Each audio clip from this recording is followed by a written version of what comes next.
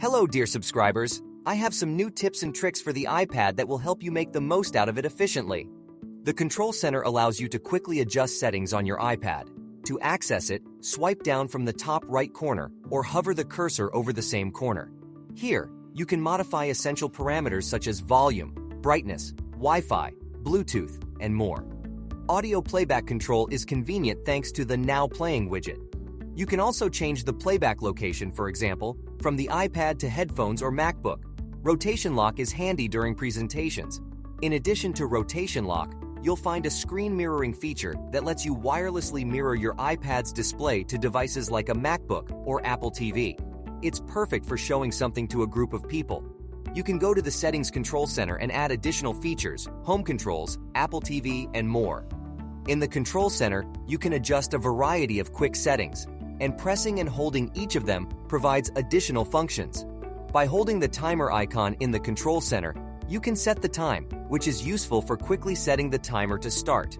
For example, holding the camera icon in the Control Center provides quick access to camera modes such as video, selfie, or photo, making it easier to select the desired shooting mode. Optimizing battery settings on your iPad can significantly prolong its battery life. Start by adjusting Siri settings to reduce energy consumption. Disable the voice activation feature for Siri to prevent continuous listening for the activation phrase, which drains battery. For even greater battery efficiency, consider configuring app notifications. Review the list of apps and disable notifications for those that are unnecessary, like shopping or gaming apps. Additionally, you can turn off automatic background app updates for most apps, except for those that require frequent updates, such as streaming services or email clients.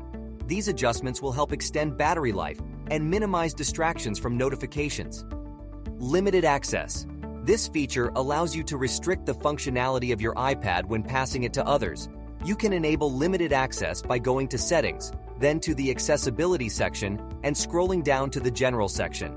From there, you can turn on limited access and select the app you want to restrict. Now set the guided access passcode. Activating limited access is simple and can be done by triple-clicking the top button. May vary depending on the iPad model.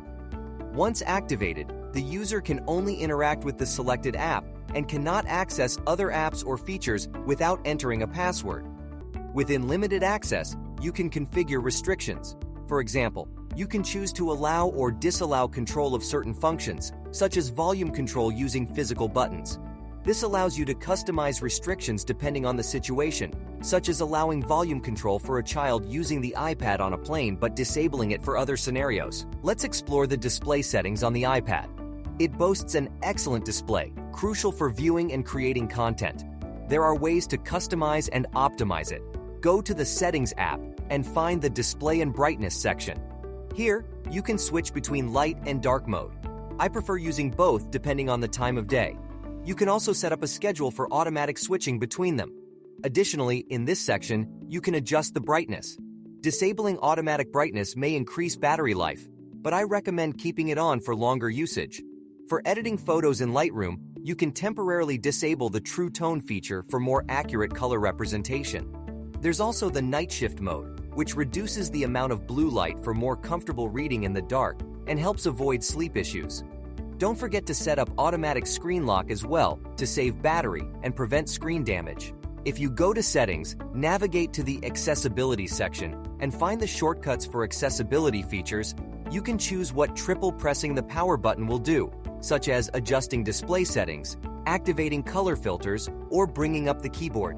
With this feature, you can perform various tasks. All you need to do is add a small shortcut to your iPad. Picture-in-Picture (PIP) mode allows you to continue watching a video in a small window on the screen, even if you've minimized the app or switched to another. You can resize the window and move it around the screen for convenience. On iPad Pro 2018 or 2020 models and some other models with M-series chips, you can enable the More Space mode in the Display and Brightness settings, which increases the screen resolution, providing more workspace and content display. In Settings, you can choose default browser and email apps, allowing you to open links and emails in them respectively if alternative apps are installed. Here are a few tips and tricks for the iPad that I believe are most useful for increasing speed and productivity. Let me know in the comments which ones were new and helpful for you. If you enjoyed the video, please give it a like and subscribe to the channel to stay updated on new videos. Thanks for watching and have a great day.